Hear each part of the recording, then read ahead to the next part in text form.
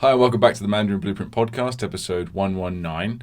So this week had a few updates, I suppose. We're going through, we've officially finished Black Friday. It went really well. Thanks for everyone that purchased a full bundle or a foundation bundle. Speaking of which, the pricing update, how we essentially do business is fully underway. The website is all updated. Go and check out the pricing page if you haven't already. You can now purchase any of our courses individually or any combination that you like of our 6 courses that we have, phases 1 to 5 and intermediate, or you can purchase the whole lot as a full bundle for like a 50% discount. And more importantly, we actually have a 14-day free trial. So this actually gives full access to phase 1 and pronunciation mastery, which is like 600 plus lessons or something like that, and 3,000 flashcards.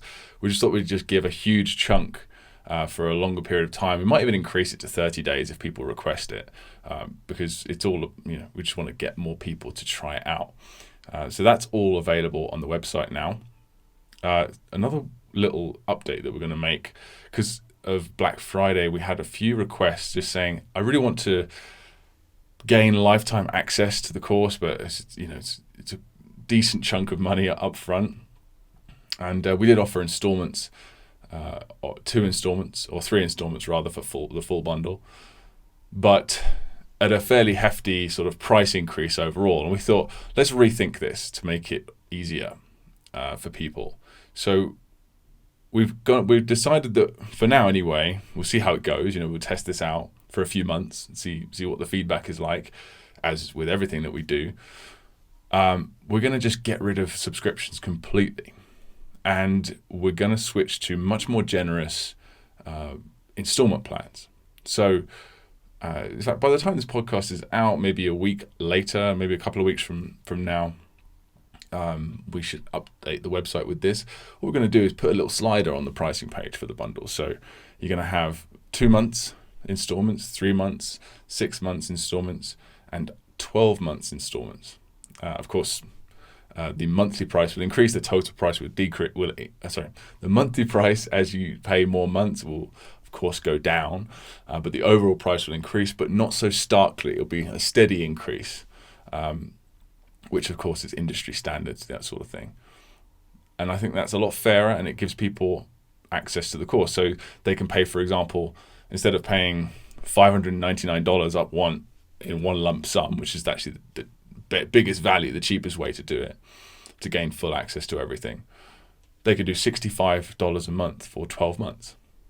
But the cool thing is, once you've paid everything, it's all yours. You get it for life, instead of a subscription where as soon as you stop paying, that's it, you lose everything. And it's kind of like, so I think that's going to work out better. Let us know what you think about that idea, guys. If you're on the course, obviously, if you already own everything and you're listening to this, I hope, I also would be great to get your feedback on it too. I just thought I think that's going to be a nice sort of improvement, make the course more accessible for people. So, aside from that, I was this week, I was playing around with Anki again. I'm because I mainly just like to listen and read, and I live in China, so I chat, and I of course speak with my wife all the time in Chinese, and since I moved to Dali, I have stopped doing speaking lessons, but I will get back on that as well regularly, at least once a week, like 45 minutes, 1 hour, just unloading, just talking about an interesting topic in Chinese. But one thing I have been doing is playing around again with Anki. So that was the whole point of all that whole diatribe that I just said. As a more advanced learner, it's difficult to use Anki. It's I don't want to say it's difficult to use Anki. It's harder to keep up with Anki because in a lot of ways it's overall more efficient to just listen and read more, and it's maybe even more enjoyable for some people. But occasionally I get impatient, and I don't want to learn words naturally. I want to hack them a little bit. But of course Anki's just it takes a bit of time, to have to create the cards and stuff, but it's well worth it to do so. But essentially, the long and short of it is I'm lazy, right? So I'm just trying to I was just trying to get back into Anki. And as I was getting back into it, I was looking at the add-ons, and wow, have I forgotten about how amazing the add-ons are. And there have been some improvements in this area. I watched a few videos online just about like, what are the new cool add-ons to do. And there's just tons, guys. I highly recommend you go and check out the add-on section of Anki 2.1 and just try some out. Of course, just organize it by the highest rating, and there's just hundreds of them. There's at least 50 that are like very good, and then of course there's like 20 or so that are just awesome. So I've just installed a ton of these add-ons, and there's a lot of stuff that you can do now in terms of gamification to make the whole reviewing process more gamified, more fun, get little rewards. There's a life drain feature, which I thought was really cool. So like there's a timer that goes and your life like depletes to 0 gradually. And as you get an answer right, it goes back up. If you get an answer wrong, you can program this to also take a higher chunk of your life away.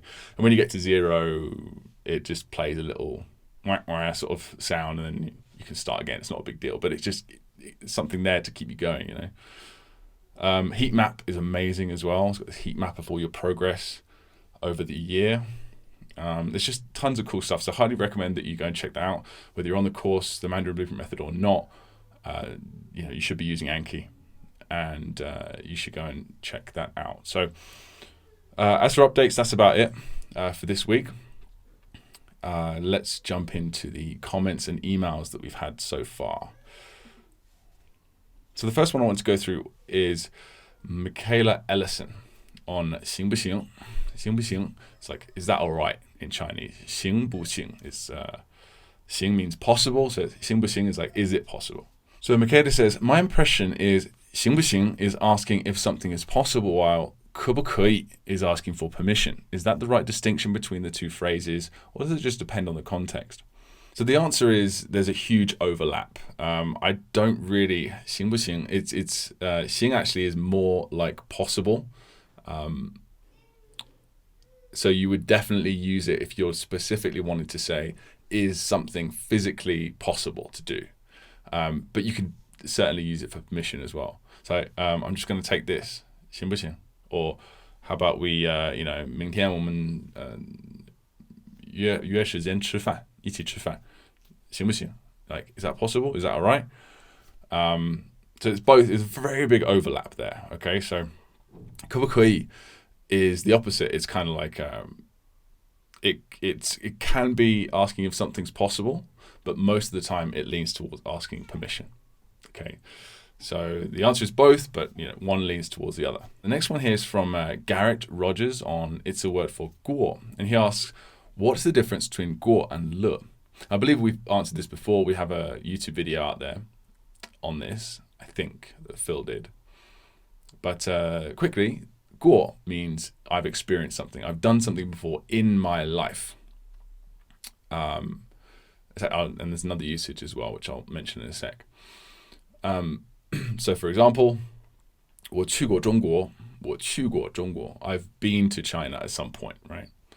Whereas 了 just is a change of any kind. It can actually be in any tense, but it's usually signifying the past tense because that's where most changes would have taken place, right? Like 吃饭了吗? 吃饭了吗? Like, have you eaten? But here's the interesting thing about 过 and 了. They can often be used together. So 吃过了. So for example, you could answer that question, 吃饭了吗? Have you eaten? With 吃过了. Right? 吃过了. So I have eaten. Or you could just say 吃了. But 过 is used in that specific situation to say, I have done this sort of very common thing, like, washing your hands or eating food or brushing your teeth. I've done that very recently, sort of within that day. I have done the thing that I'm supposed to do. 我已经吃过了，谢谢. I've already eaten, thank you.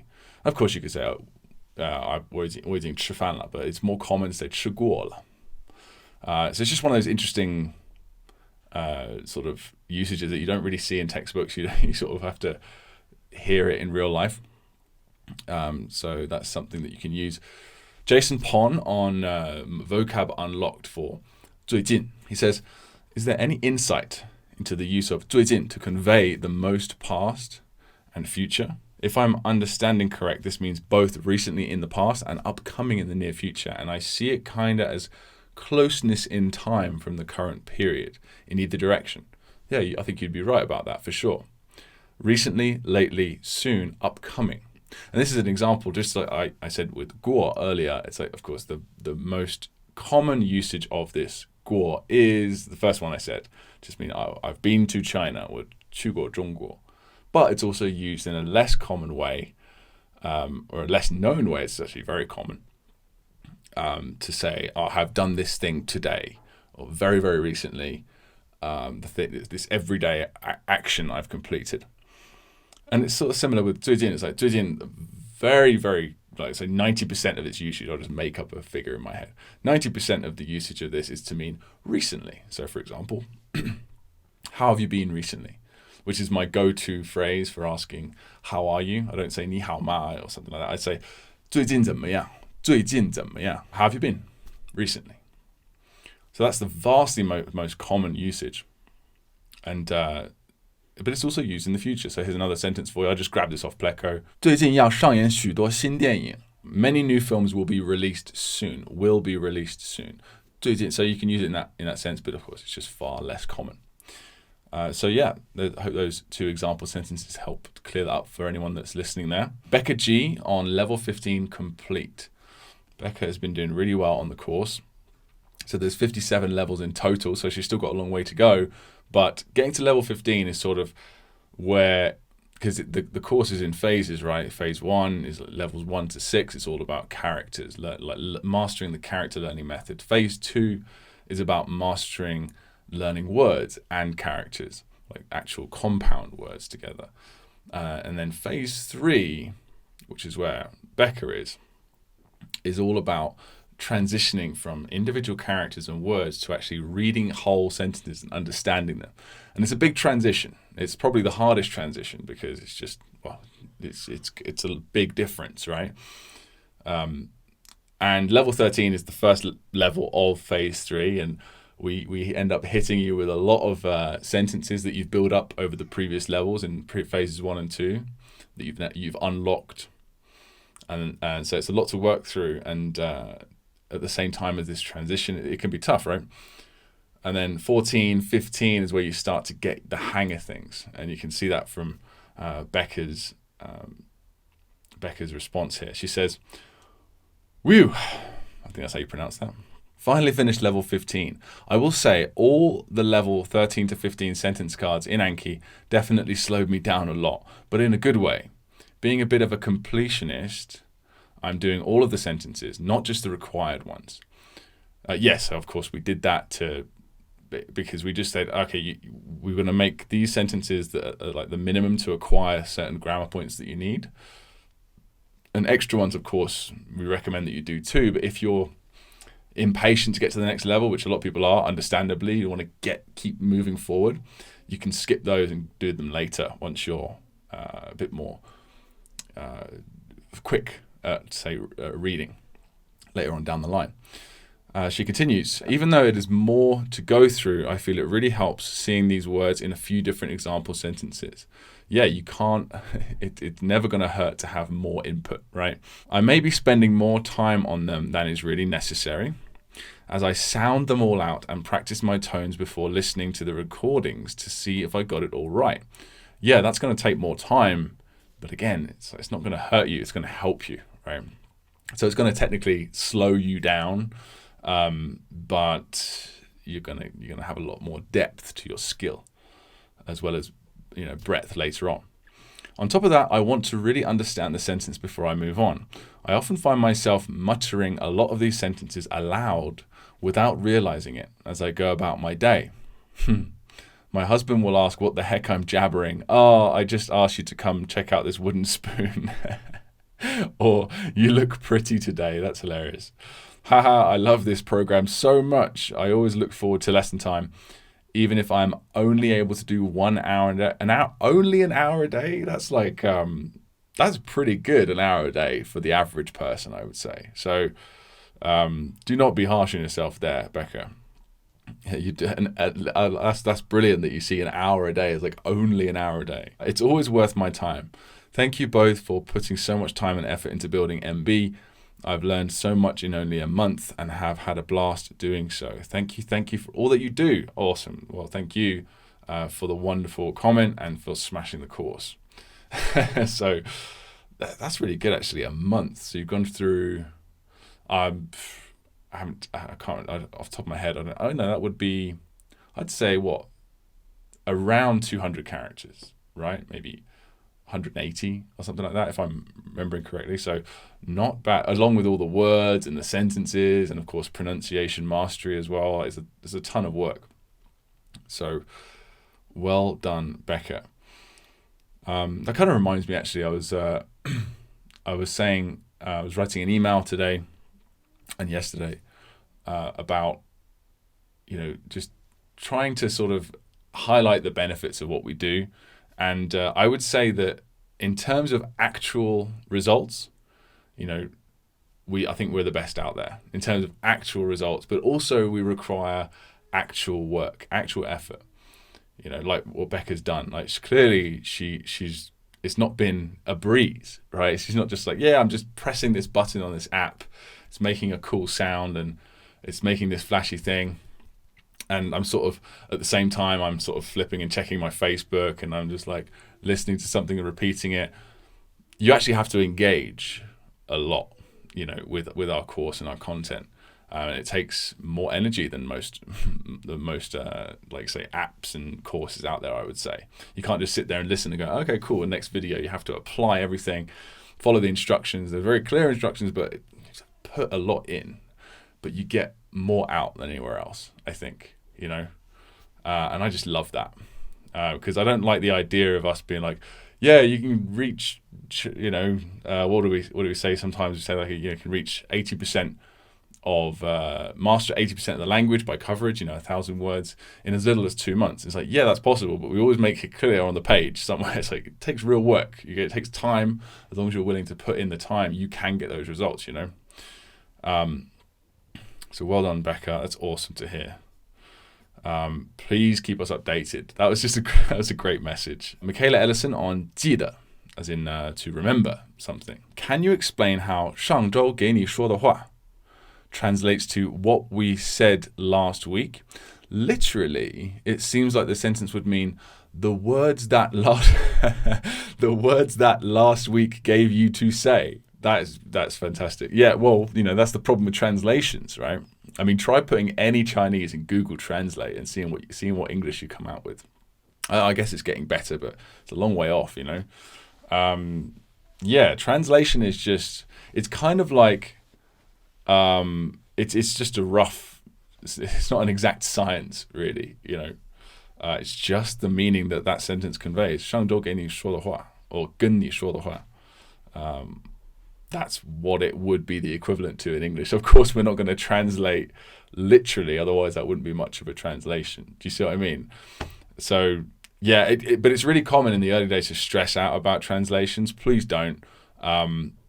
Just try and get the rough idea. As long as the actual words mean the actual words and it's not too far off, that's good enough. But it was tough for us to translate some of these too. Like, I have so much respect for translators. In fact, I was talking to one fairly recently, a couple of months ago, and just that's something that I'll never do because, again, I've said already, and I've said many times, I'm pretty lazy. Like, and that's why I like shortcuts and hacks and all this sort of stuff. But the people, let's say the non-native speakers that end up taking it to the highest level you possibly can are the translators. The highest level translators are those guys or girls that can listen to Chinese and immediately translate into their native language. Just like I can't remember what it's called. I'm sure some of you listening to this will know. Where it's like a, it's just immediate translation. And of course, their Chinese would be they'd be able to translate from their native language to Chinese very well too. But obviously, they would just not Their boss would much rather hire a Chinese person for that because it's just easier and cheaper.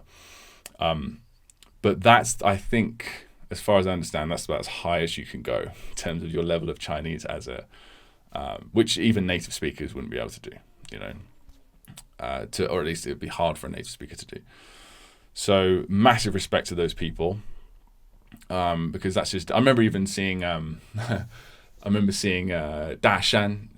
on. If you don't know who Dashan is, just check it out. Check him out. He's a big mountain, Dashan, Canadian guy, been famous in China for about 25, 30 years now. Just impeccable Chinese, it makes me feel like I'm an absolute beginner, like listening to him speak. And he actually does stand-up comedy in Chinese. So he's been doing this for a long time. Just fantastic pronunciation. But even he said in an interview, like they were like, "Are you like the best of the best?" And he's like, "No, I'm not the best of the best. Like the best of the best are those guys, the translator guys. They can just switch over. It just takes a different. It's just a whole nother level." So anyway, it's enough. It's enough gushing. I'm just going to go on to the next question here. Next one is Curtis Castonguay. He says, "I'm very excited to be able to read sentences too, as mentioned by Kim Thomas above. You mentioned that one should be able to fill in the blank and translate the sentence, which I'm doing well. Fantastic." Yeah, that's it. Oh, that's another thing I meant to mention about, Becca's. Yeah, this is related to Becca's comment as well. Because Becca was also going that extra mile, wasn't she? She wasn't just doing what Curtis says here, just filling in the blank, which is the minimum. That's all you need to do, and to just move on. She was taking it that extra step further. She was sounding it out. She was trying to guess, make sure she fully understood every single aspect of it before moving on, which is also absolutely fine. He says, "The thing that's slowing me down is trying to pronounce these sentences. This is the first time one sees all these characters together. While I realize it can't necessarily hurt, or can it? I'm doing too much slowing myself down. Should I be in a listen and learn stage? Perhaps just vocalize those sentences are a bit easier. Thanks." Yeah, so I'm sure tons of people on the course have had or have had this doubt or query before or right now. So the answer is do it based on your mood and how much time and how much Anki cards you have built up. So if you have like 500 cards to get through, I would just get through them. Don't cheat, don't just skip through. Obviously do them, but do the absolute minimum. But if you have lots of time, you have lots of energy, you're in a good mood, you want to just you want to take it that extra mile like Becca does, do it. Do it, but base it on how you feel. That's it. Because you always want to see doing the reviews and learning Chinese as a cool, fun hobby, really, unless you're the translator, guys. But if you're ever doing it and you're like, oh, I've got to do it, if you ever have that feeling of like dread reviewing then you're doing it wrong. You need to take it easier on yourself. You need to take on a lighter workload. You need to have more breaks. You need to gamify it with some cool add-ons. You need to work on that area. So, in short, Curtis, if you feel like taking that extra few seconds per card, go ahead and do it. But do not feel bad if you don't, because you're doing the minimum, which is all you need, right, to progress, to make incredible progress. And you can always just practice with a tutor more later on down the line, or just do more shadowing on your own later on down the line. Just hit that hard, later. It's fine. Next here is Patrick on New Vocabulary Unlocked for 人口 and 入口. He says, okay, so I'm getting the aspects of set, prop, actors for characters, but I'm confused about the new words. For example, in the case of 人口 and 入口, should we be building a scene? There are fields in Anki for lived experience and mnemonic. Should I be filling those in? This is another thing that people might be wondering as well, because we have so many different mnemonic techniques going on in the course, and we're introducing new ones all the time early on. It can get confusing, right? So wait a minute. So the Hansa movie method is purely about characters. So the set, the props, the actors, the keyword, the script, let's say, it's all related to the character. So this, just for anyone that doesn't know, the set will get you to choose buildings that you know that represent the final of the opinions, ENG or EN rather. And the props are the objects that you imagine that represent the components of the characters. And the actors represent the opinion initial, B or YI or whatever. And then you put them all together. You put them all together to create a movie scene that represents the meaning of that character. So it all sort of works in sync like that. That's separate, right? So we haven't devised a system. I've been playing around with one, but I haven't devised an actual memory palace technique for learning compound words. I'm playing around with it in my spare time. I'm trying to sort of think like I saw something. There's definitely people that do this sort of thing, like memory athletes. I'm sure there's some research out there. There's some methods out there that already do this for compound words. But every time I've looked into it, it just seems more work than seems necessary. But then again, I had that impression about the hands moving method before I started using it and seeing the incredible results. So anyway, but for compound words, and again, like I mentioned in my last podcast, I've shot a video. It's like an hour long. We're going to cut it up, which is all about how to create vocab mnemonics, and we'll release it on YouTube at some point soon as well. But basically, just lived experience mnemonic, images, sounds, characters. You think of any link that you can to the words. So, for example, 人口. You wouldn't necessarily need to imagine, your EN location. Like, just forget about the hands and movement method. Just look at the characters. You need a way of connecting to the characters and the meaning at least, and preferably backing it up with something from your personal life. So just off the top of my head here, 人 and 口. So the actual use of 口 here is rather rare and advanced. Because 一口人, 口 is the measure word for people. So you say 我家有三口人, like there's 3 people in my family rather. But it's quite relatively rare for a beginner, right? So you wouldn't be familiar with 口. You're used to that meaning sort of opening of some kind, like a 门口, like pointing to my door, but you can't see it, so I don't know why I'm doing that. So 门口, door opening means doorway, right? That's the more common meaning that you'd be used to. So let's just use that. People and opening. So you can use your imagination. So you can connect to the characters in some way. And you can, so people and opening. 口 also means mouth. It's like ancient Chinese, means mouth. It could be like, mouth of a river, I believe. So how can we connect to that? And then once you've made that connection, you support it with an image, and you put that image in your flashcards, and you move on. Okay, 人口. What sort of connection can we think? So people, opening. So I'm thinking of like the bigger a population, the more mouths they have to feed, or like opening the border gates to increase your population. So like basically allowing immigration. So opening increases. So that's you let your mind sort of free associate like that. And I can't think of any more off the top of my head for the characters. And what you can also do is connect to the sound. So, or try to, it doesn't always work. And the characters doesn't always work either. So 人口. It doesn't.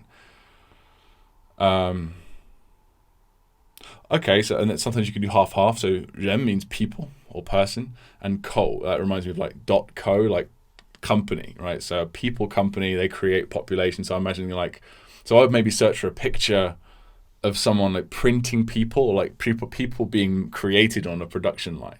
That sounds ridiculous, right? But you'd be surprised. I'm sure if you're listening to this, maybe if you try and search for that, you'd probably be able to find it. I haven't done any previous research on this. I'm just spitballing, right? So then for the other one I said, I would maybe get like a funny image or some sort of image of like lots of people like eating a lot, like maybe like locusts or something like that. Or people just, I don't know, maybe I can get people like the body snatchers, like standing there with their mouths open, like I don't know. So that's the idea. And just one image is fine, but if you can think of several connections, just put them all in there. And then, of course, there's a mnemonic connection, right? So you can ren, ko. So a lot of the times this is built in because of how Chinese words are structured. So, but basically it's just a written version of your mental connection. So you just say people, openings. So you just like write the connection out essentially. So, so the number of people's mouths, so 2 characters must be sort of mentioned really. And then the keywords, sort of those 3 things, they've got to be connected. So the people's mouths, the number of people's mouths is the population of a place. So that's an example of a mnemonic, and maybe not completely, maybe not perfect, maybe not the strongest mnemonic, but it's good enough for me. So those are 3 different connections that you can make, or 4, I think, but you only need 1, and you can just move on. So don't spend too much time. Like don't spend like 5 minutes like I just did rambling. Just choose one. Okay, next, got an image. That's the key part. Put it in your flashcards and move on, right? And you can always add more images or connections later on. So that's just a few examples there for you, Patrick. So I hope that clears it up. The last comment we've got here is from Oscar, who I did actually an interview with very recently. And that was cool actually. Yeah, so he made some suggestions. I think I did mention this in the last podcast. He made some cool suggestions about, he actually, he said that one of the ways that we could improve was improving listening content. And it's really easy. There's a lot of things that we could do that are relatively easy. So I wouldn't say really easy because I'm not the one who has to make it.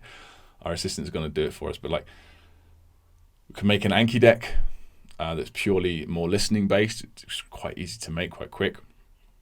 And just some purely audio files of all of our sentences just on shuffle that you can just put into your smartphone or whatever and just listen on the go. So that's just 2 easy steps. So we've decided to do that based on Oscar's comments. So he says, I find it most impossible to shadow any of the sentences that are longer than a few characters without completely destroying any semblance of having correct tones.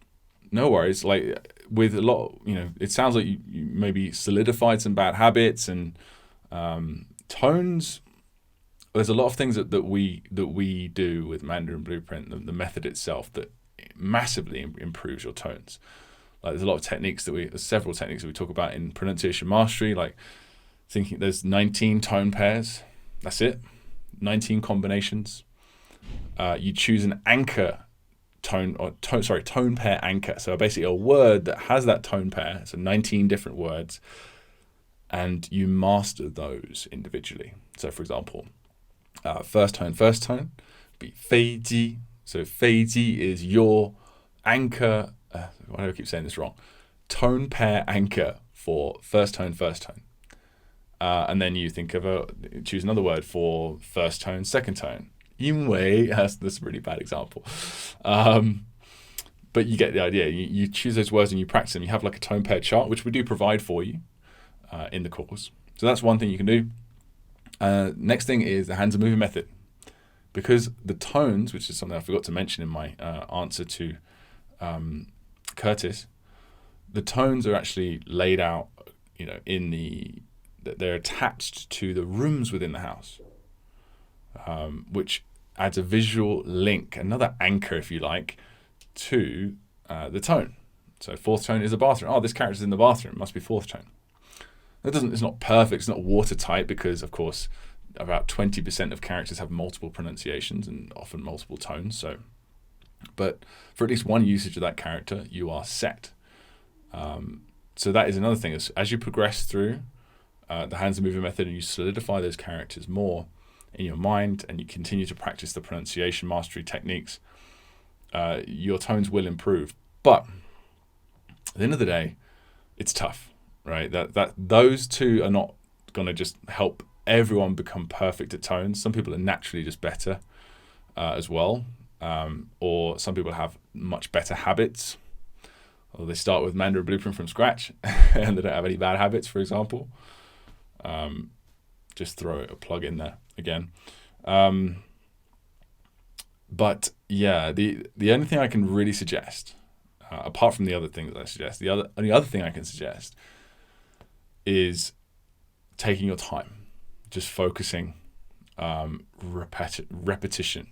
I don't know what it is that's causing your tones to be so messy. I don't know. But with a bit of focus and a bit of elbow grease, they will improve massively. Will they be perfect? No. Guess what? Mine aren't either. Even my wife's aren't. She messed up a tone the other day. She said she had to correct herself. She said the wrong tone. And that's very, very rare, of course. But it's about as rare as I say I misspeak in English, which is relatively rare. But it does happen, okay?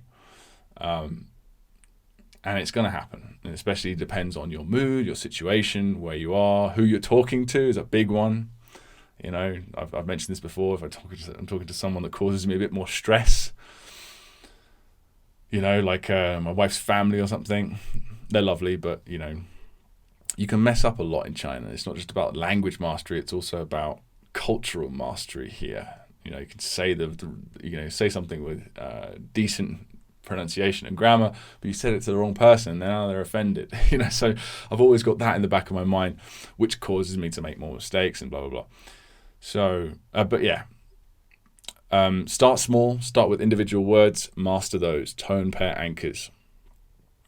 You're probably past the individual tone stage by now, because I know you're at least on 200 characters by now, Oscar.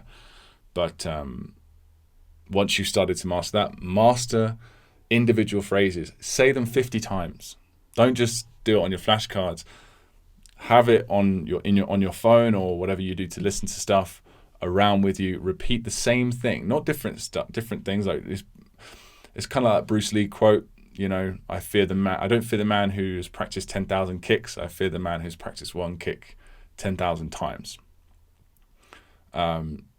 Focus on, just narrow your focus and hit key phrases, like one sentence or several, like a handful of phrases, hit them 20, 30, 50, 100 times.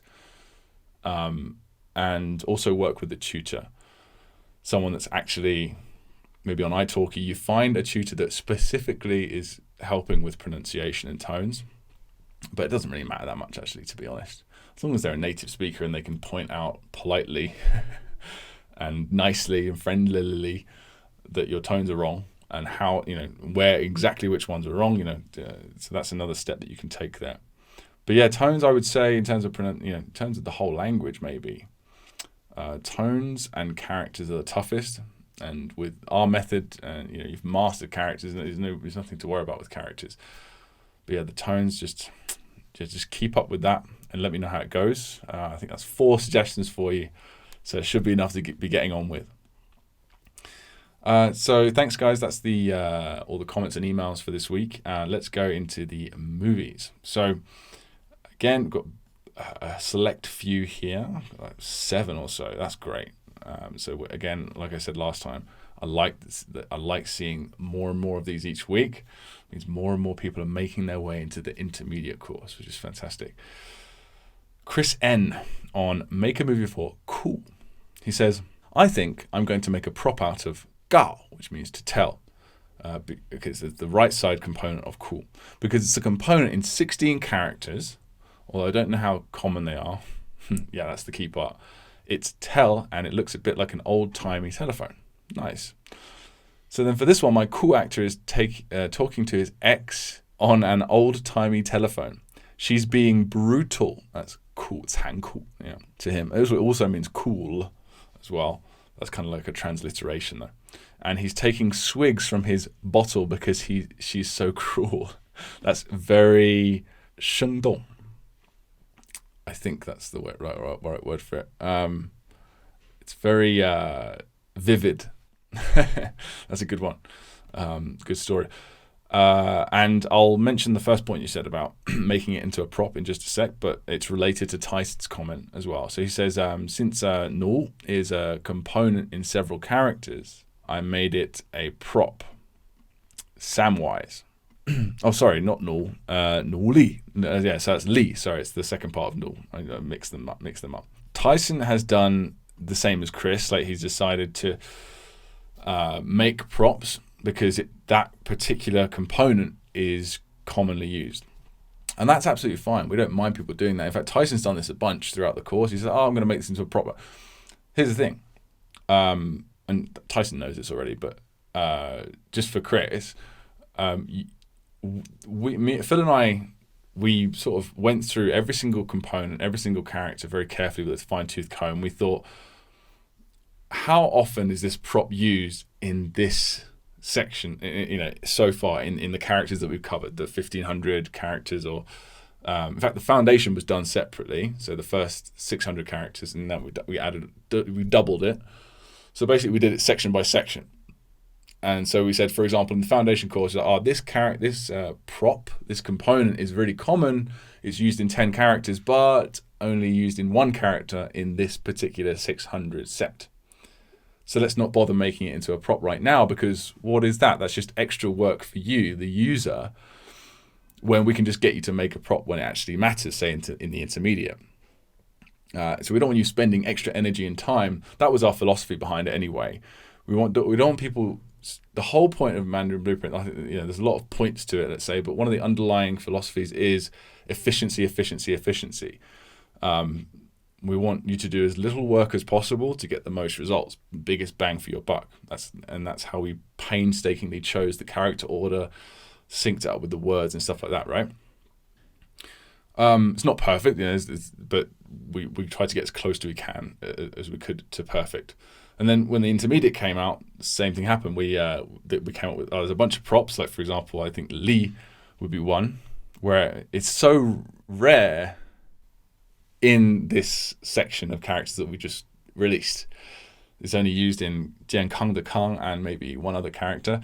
So it's like, is it worth it? Right now, no. But when we release the advanced course, of course we'll make a prop out of this. But you don't need to do it right now. So that was our thinking behind that. So essentially, Chris, when it comes to things like this, go ahead and make your prop. But that means you have to go through that extra time and effort to do that. And also, you might need to make a Anki card for it. And it's used in 16 characters. But remember, there's probably at least 100,000 characters in existence. I've heard numbers as silly as 250,000 or something like that, right?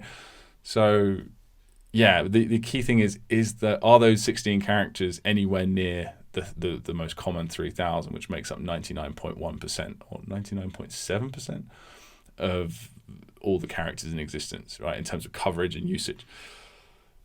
So we already planned all this out and stuff, but do what you like, but just letting you know that if it's anything that's common, it will be released later on as a prop in the intermediate course, or when we release the advanced course later.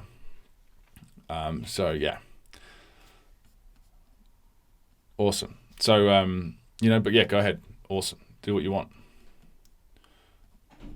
It's a great story as well. I very much like your brutal story. Next, we have Rick Santos make a movie for Lang, which means wave, as in bo lang, or it can also mean lang man de lang, romantic. It's the first part, romantic. Isn't that nice? The word romantic has the word wave in it. It's quite cool.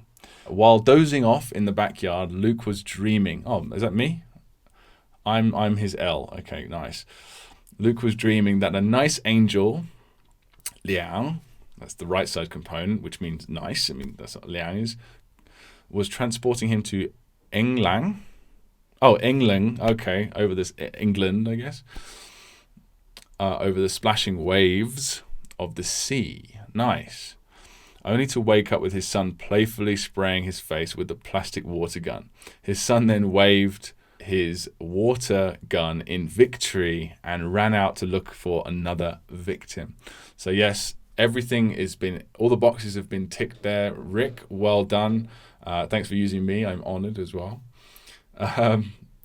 Brilliant. Well done. Although waving, wave is not that kind of wave. That's not what it means. But, I guess it can't hurt. As long as just don't confuse yourself over that.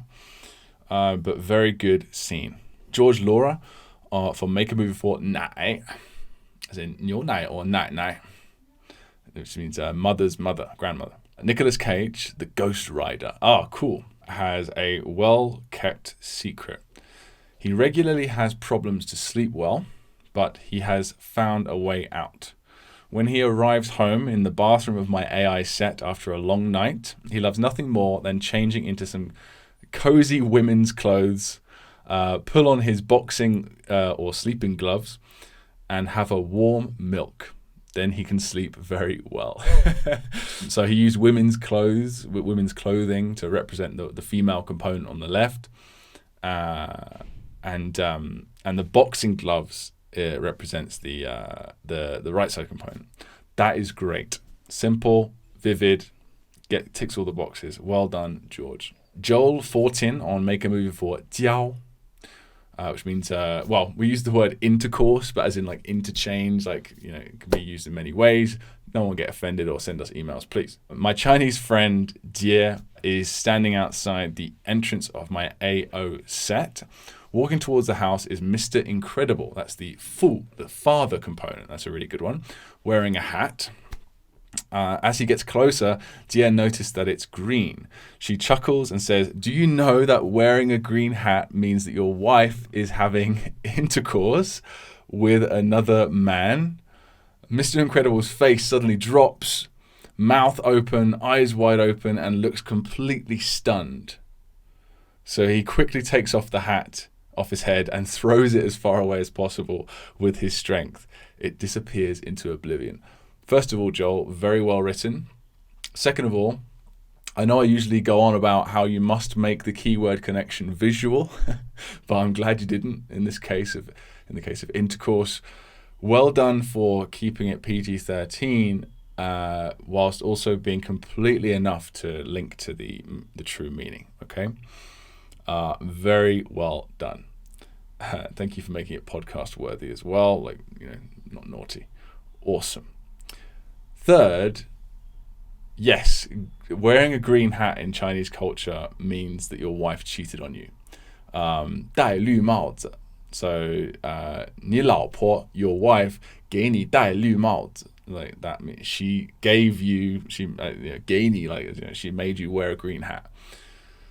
So you will never see anyone in China wearing a green hat. They do not do well in terms of sales here. And do not wear one if you're a foreigner here. People obviously they won't care that much, but you might get a few laughs from some teenagers. So yeah, well done there, Joel. Next, Pablo Prieri, Make a Movie for Tang, as in sugar. He says, my tea actor at my A&G location kitchen is attempting to mix rice, that's the left side component, with Tang orange juice powder. I don't know what that is, but I can imagine what it is. Using a mini mixer, he obtains brown sugar. He uses his finger to taste it. He can feel the sweetness and freshness of it. Maybe you can add taste to the movie scene too. I'm sure you already have, naturally. My mouth's actually starting to water just imagining sugar. I'm a massive sugar addict. It's my drug of choice, I suppose. Rick Santos is the next one here on Make a Movie for Sheng, which means a couple of things, actually. This is one of those funny ones where it's pronounced exactly the same, but it has at least two completely different meanings, which is relatively rare. Usually when a character has multiple meanings that are very different, it has different pronunciations to signify that, or at least that's how I see it. But with Sheng and a few others, so let's explore the meaning. So Sheng means to save. All right, 省钱, like save money, or 省事儿, like to save the hassle. But it also means province as well. So 四川省 which means Sichuan province, or where I am now, Yunnan Sheng, like Yunnan province. So that's weird, isn't it? It's not that common, actually. So number 1, he says, the little shao, which means few or little in Chinese, is money that is left. SH actor keeps in a safe box. That's the mu component. It looks kind of like a safe box, safe deposit box in the bank. In the bedroom of the ENG set, that is how he saves. Very simple, very clear. Good. He's given us a second option as well, which is to save time and be an efficient ruler. The SH actor decentralizes his government and creates provinces where a lesser or little area of the big state can be better supervised. So supervised more, I guess you can make that connection there. So that's obviously much less visual, but it's still a very smart connection there. A more theoretical connection to that. So thanks for that, Rick, giving people 2 options to work with there. Very, very useful. And the final one we have here, next here, is from Soren Korsbaek. I'm sure I've said that wrong. Make a movie for Bao, which means to explode. And he just went for a pretty simple one. I went for a volcano for the Bao prop on the right, making this movie scene very easy. He says, my B actor throws the Olympic torch into the volcano, which then explodes. Yeah, I mean, for a character like explodes, you're not exactly going to imagine, you don't need anything complicated, do you? Especially when it has a fire component in there. And I believe the right side component means violence. So yeah, no one expects you to write an essay on that one, Soren. Well done, everyone. Thank you very much for your movie scenes. They were very entertaining. Sorry if I was going off on a lot of tangents and rants today, but I hope some of it was useful. And I will see you again in a couple of weeks. Bye-bye.